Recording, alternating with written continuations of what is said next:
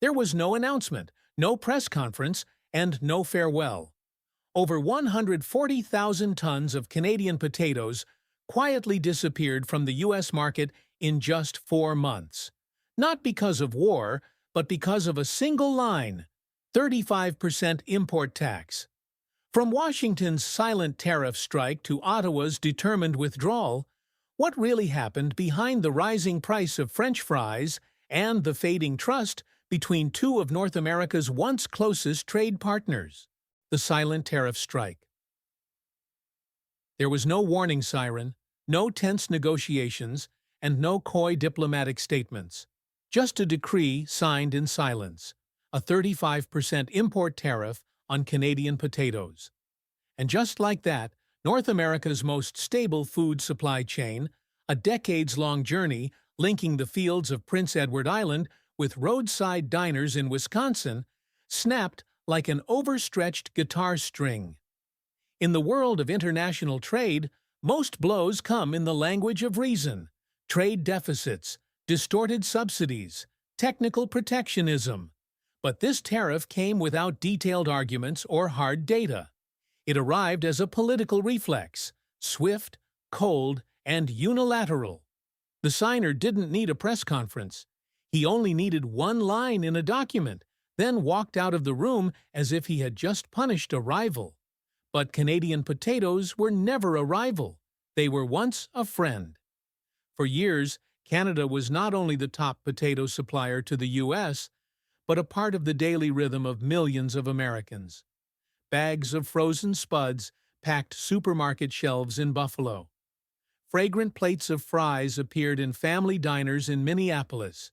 School lunches in Ohio all carried the silent presence of Canadian potatoes. No one called it a strategic partnership, but in essence, it was more than strategy. It was trust unspoken. But on April 2nd, 2025, that trust was exchanged for a test of power. From the White House, a unilateral decision was issued: a 35% tariff on all potatoes imported from Canada, from fresh tubers to frozen fries to seed stock. In political circles, it was dubbed a trade balance maneuver, a domestic protection policy. But in reality, it was a direct blow to a parallel agricultural economy and a silent cultural symbol of the northern border. No ban was needed. Canada still withdrew. Within weeks of the decree, hundreds of thousands of tons of potatoes no longer reached the U.S. No trucks were stopped at the border, no wave of WTO complaints filed. Only silence. A silence unusual, uncomfortable, and weightier than any public reprisal. Shipments once regular as primetime football. Telecasts now left empty cold storage terminals in the Midwest and shrank menus in small diners. Americans felt the change not through headlines, but through taste. The familiar plate of fries, a food thought too trivial for politics, became the symbol of a broken relationship. Prices rose, quality fell, portions shrank. Customers complained. Owners quietly switched suppliers. Domestic distributors, who had never prepared to replace such a major source, struggled amid shortages. The emptiness was not just in cold storage, but in America's moral trade foundation. For the U.S. once taught the world about free trade principles, win-win partnerships, and the importance of transparency and openness. But in this latest action, none of that was present. No transparency, no preparation, no sharing. Just a decision issued in darkness, leaving daylight to bear the consequences. And those consequences were not small. According to Canada's July 2025 Agriculture Department report, potato exports to the U.S. fell 41% in Q2, a drop not seen since the 1980s. Meanwhile, in the U.S., the cost of each shipment of frozen potatoes rose over $11,000 compared to a year prior. A tariff supposedly about trade fairness was turning back to strike the domestic consumer. The question was no longer, why didn't Canada retaliate, but why did they withdraw in silence?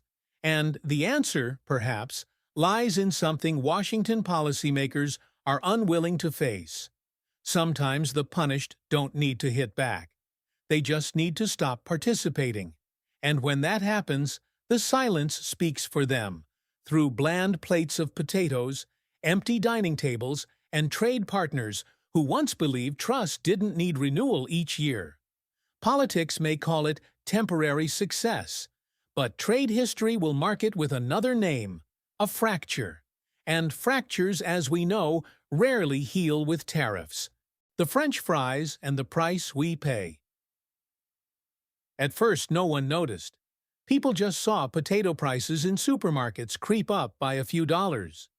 A side of fries on the menu rose from $3.50 to $4.25, then $4.75, then $5.25.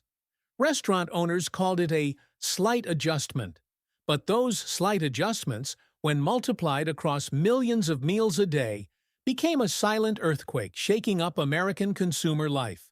Potatoes, seemingly a simple, cheap staple, have now become a symbol of the real cost of a political decision hastily signed behind closed doors. That cost isn't just the number on a receipt, but also the sense of disappointment when a familiar dish suddenly loses its original flavor.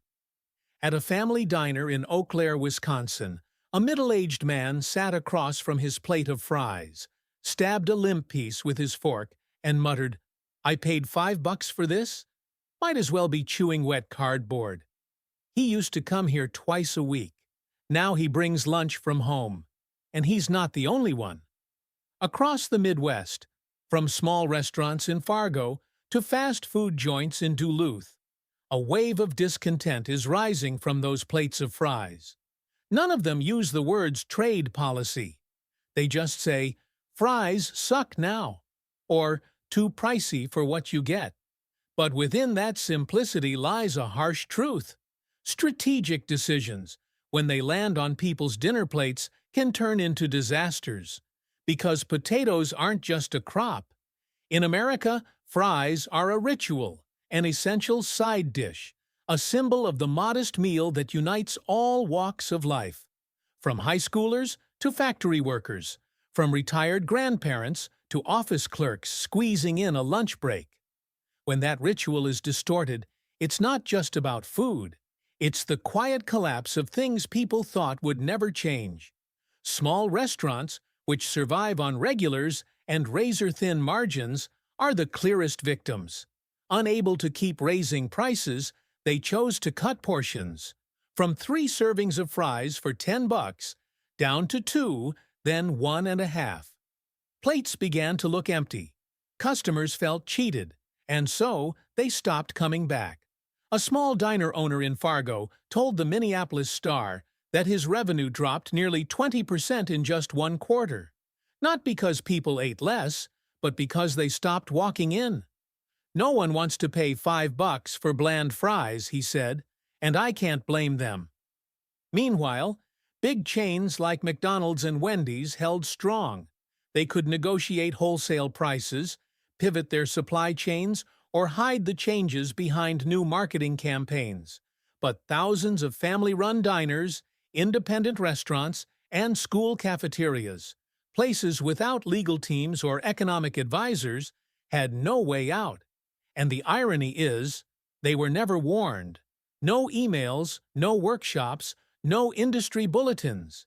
Just one day, the trucks carrying potatoes from Canada stopped coming. And then prices soared. Orders came back unfilled. Consumers got angry. And restaurant owners found themselves caught in a vice. One blade labeled costs, the other customer loyalty. The ripple effects didn't stop at restaurants. Food distributors, school systems, and even federal prisons began reporting supply disruptions. Units that once ordered frozen potatoes from PEI now had to switch to domestic products with lower quality and shorter shelf life. Spoilage increased. Complaints rose. Operating costs followed. From the government's side, there was barely an explanation beyond the phrase, "ensuring fair trade." But that so-called fairness now weighs heavily on the shoulders of those who never caused the imbalance. Like the homemaker in Detroit stretching every dollar to feed her 3 kids. Or the retired man in Minneapolis, for the first time having to choose between fries and his prescription. Or the students working part-time in diners, now losing hours because of dwindling customers. And then people began to ask, what was all this for? To protect the domestic potato industry? But if the result is higher prices, lower quality, struggling small businesses, and people refusing to pay for what used to be an American staple, then maybe what truly needed protection was the relationship shattered by a single signature. No one slammed their fists on the table in protest, but in the thousands of empty diners and the millions of uneaten fries, perhaps the rejection is louder than any press conference. And the question is no longer how do we get Canadian potatoes back, but what did we lose when we traded the taste of fries for the illusion of strength? Silent retaliation. If it were any other country, a reaction to a 35% tariff might have included fiery press conferences, angry tweets, or a retaliatory tit-for-tat with equivalent duties. But Canada did not do that. No calls to arms against the U.S., no images of the Prime Minister seething before television cameras. Instead, there was a strange silence, and within that silence, a rational counter-strategy was quietly enacted, not to strike back, but to escape the cycle of dependence. In Ottawa, no one ordered the market closed to the U.S. They simply did what any smart country would do when dealt an unfair hand: open the laptop, unfold the map, and begin charting a different course. The sudden tariff did not provoke Canada's instinctive retaliation. Instead, it prompted reflection through data. And from the data, a deliberate withdrawal plan took shape. Not from the relationship, but from the dependence. Major potato processors like McCain and Cavendish, once almost entirely reliant on enormous orders from the U.S., began shortening contracts with farmers. No announcements, no drama. Just fewer trucks, smaller orders, and cold storage facilities in Prince Edward Island, Alberta, and New Brunswick growing empty. That was the first signal. Canada wasn't waiting for Washington to change its mind. Farms that once planted hundreds of hectares of potatoes facing the southern border now faced a new reality. No big buyer. But instead of demanding bailouts, they chose restructuring. They cut planting acreage by 15 to 25%. They shifted from bulk commercial potatoes to 5-kilogram retail packs. They signed direct agreements with domestic supermarkets, cooperatives, and retail chains. At the same time, a portion of the surplus harvest was redirected straight to food banks and community kitchens struggling amid inflation. In the second quarter of 2025 alone, over 12,000 tons of potatoes were donated to low-income support programs in New Brunswick and Manitoba. It was more than economics. It was an ethical declaration. If our potatoes aren't welcomed at the border, they will stay to feed our own people. Throughout this process, retail potato prices in Canada remained virtually unchanged. While the U.S. experienced skyrocketing food costs, Canadians continued to buy bags of potatoes at $4.50 to $4.99, a steady price amid market turmoil. That stability didn't come from chance. It came from choice. And that choice wasn't born of emotion, but confidence in adaptability. Canadians may not bang tables or issue dramatic public statements, but each step was calculated. By refocusing on the domestic market, rerouting supply chains, and using potatoes as a social safety tool, they not only saved their agricultural industry, but turned crisis into rebuilding opportunity. All of it happened in silence. No sirens of trade war. No headlines shouting about ally confrontation. Just action. Just redirection. And precisely because no words were needed, everything became clearer. Canada didn't want to fight to remain in an unjust relationship. They wanted to build a position no one could easily manipulate. So when Washington punished with tariffs, Canada didn't retaliate. They simply left the table. They didn't call it retaliation. They called it rebalancing. And that is the most formidable form of power, the power of autonomy. In the modern trade world, flashy retaliation often garners the spotlight, but sometimes the scariest option for a superpower is to be quietly abandoned. And Canada made that exact choice, not to flaunt strength, but to preserve the dignity of a nation accustomed to being a trusted partner. In that moment, Canada's silence said what no official Washington statement dared to admit. Trust, once taxed like a commodity, will not wait to be renegotiated. It will walk away, quietly, decisively, and without looking back. No sealed files. No member of Parliament in Ottawa issued a bombastic declaration. No grand press conference came from Canada's Department of Agriculture. But on a morning in mid-June, on the desk of the Deputy Minister of International Trade, sat a memo, only 4 lines long. Terminate all U.S. agricultural quota applications starting in Q3. All technical support mechanisms will shift to partners in Japan and Thailand. Do not inform the press. It was not retaliation. It carried no punitive tone. But it was a message packaged in silence. Canada no longer considers the U.S. a natural springboard for agricultural development, at least not in its plans through 2030. It is a dossier never publicly released, yet it didn't need to be classified. Quiet decisions, from cutting cross-border agricultural research funding to withdrawing from Cornell-hosted specialist conferences, to removing USDA from priority access to new crop breeding data, drew the outlines of a sweeping policy shift. And this time, Ottawa didn't need to shout to make Washington listen. They simply stopped responding. What was once a rarely acknowledged ecosystem of agricultural cooperation between Canada and the U.S., from drought-resistant wheat in Saskatchewan, drip irrigation techniques developed by an Iowa research group, to a cross-border weather data analysis system used along the border, created a G7 model of shared growth. But that model collapsed not from lack of funding or technology, but from losing the most precious capital in any long-term partnership: trust. When the U.S. government imposed a 35% tariff on Canadian potatoes, it wasn't just targeting a single commodity. It sent the message that even shielded sectors, like food, could become weaponized. Ottawa understood that. And instead of responding with tit-for-tat measures, they chose what few nations can: withdrawing trust entirely from a system rooted in decades of partnership.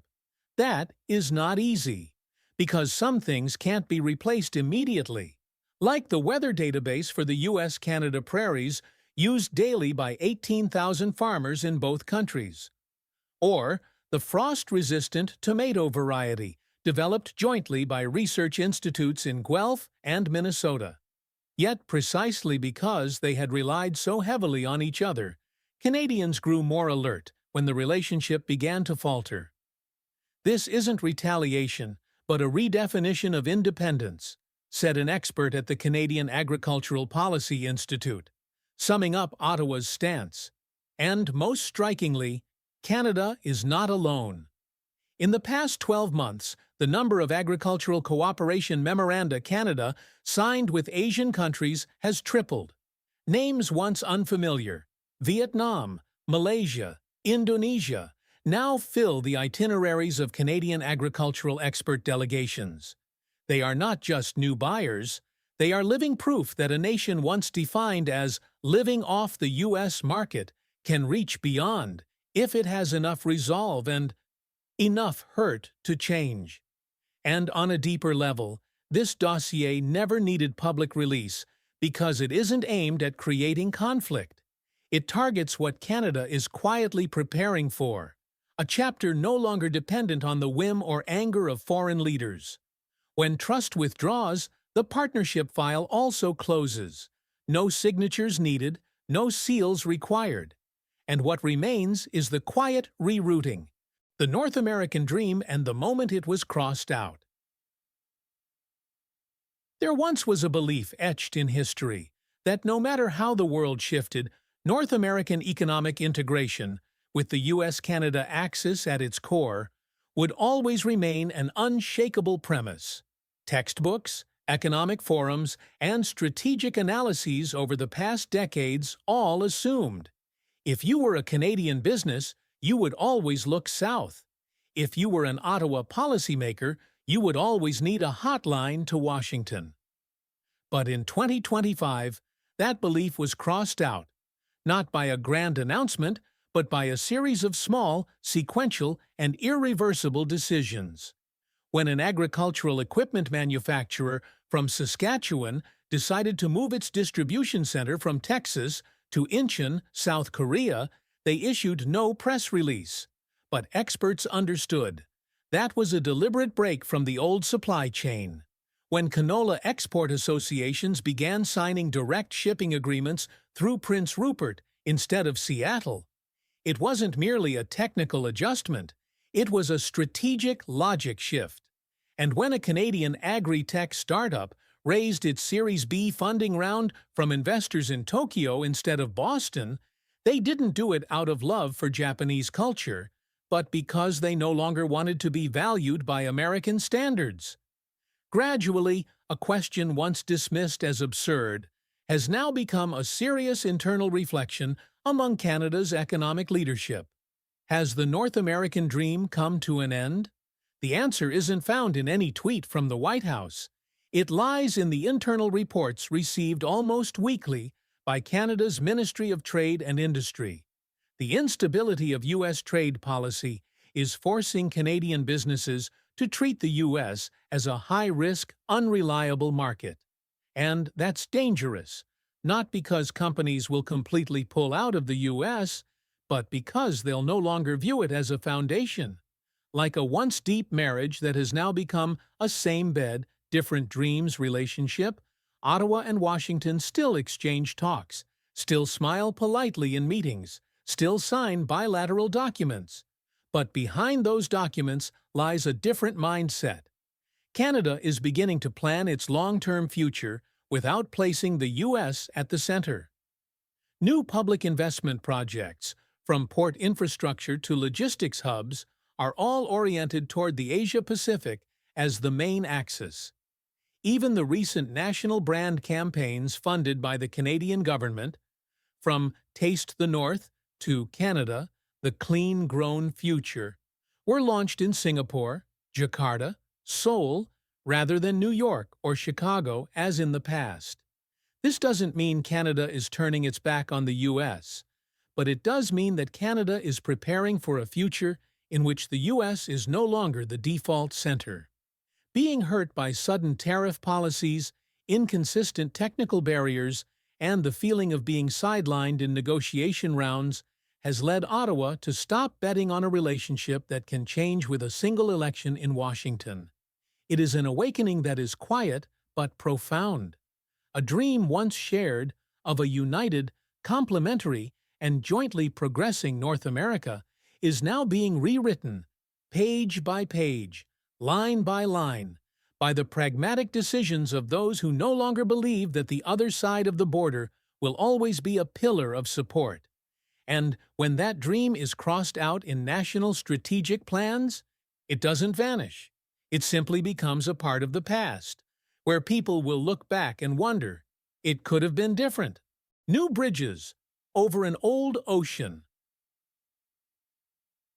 For decades, Canada was seen as the steadfast younger sibling in North American trade relations, a country that believed in rules, order, and binding agreements. But when the rules of the game changed and laws became bargaining tools rather than foundations of trust, Canada had no choice but to redraw its map of destiny. And that new map no longer points south like before. In Busan, a new logistics hub funded by Canadian investors has just completed its first phase, with a capacity to handle over 1 million tons of goods annually. Mostly agricultural products, minerals, and clean energy from Canada. In India, a chain of organic food retail stores under the brand True North Canada is expanding from Mumbai to as far as Hyderabad, gaining support from both consumers and local authorities. In Kenya, electric vehicles branded with Canadian electronics are beginning test runs, a new symbol of connections no longer reliant on Washington. These are not isolated stories. They are part of a strategy, a consciously designed strategy of detachment from America's shadow, not through bold declarations, but through quiet, continuous, and purposeful actions. This shift did not happen overnight. It began with moments when Canadians felt they were no longer being heard, when official letters sent to Washington went unanswered, when their voices in dispute resolution mechanisms were ignored, when the value of being a friendly neighbor wasn't enough to outweigh an internal U.S. political clause. From there, new bridges gradually rose, not to fully replace the old ones, but to ensure that if one collapses, others can still keep the flow of economy and opportunity moving. And remarkably, the world has welcomed these Canadian bridges, not because they dislike America, but because they see in Canada a partner that is less loud, less calculating, but consistent and trustworthy.